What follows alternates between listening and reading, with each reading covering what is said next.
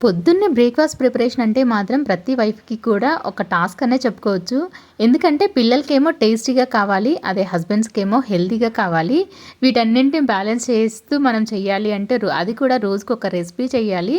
ప్రతిరోజు కాకపోయినా ఎప్పుడో ఒకసారైనా సరే ఇలా అనిపిస్తుంది కదా! ఏంట్రా ఈ బాధ, ప్రతిరోజు ఏదో ఒక రెసిపీ కావాలంటారు. ఎన్ని రకాలు చేయాలి? ఒక రోజా? 2 రోజులా? ఎప్పటికి ఆగుతుంది ఈ టార్చర్ మనకి అని చెప్పేసి.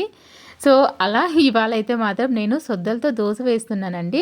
దానికోసం ముందు రోజు నైటు సొద్దల్ని, ఒక కప్పు సొద్దలు, హాఫ్ కప్పు మినపప్పు, పావు కప్పు బియ్యం వేసేసి బాగా వాష్ చేసేసుకొని ఓవర్ నైట్ సోక్ చేసుకోవాలి.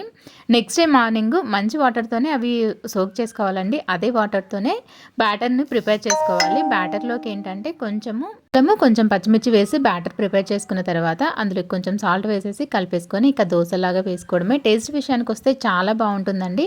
ఇందులో కొంచెం ఆనియన్, టమాటో కూడా వేసి ఒకసారి దోస ట్రై చేయండి. సూపర్!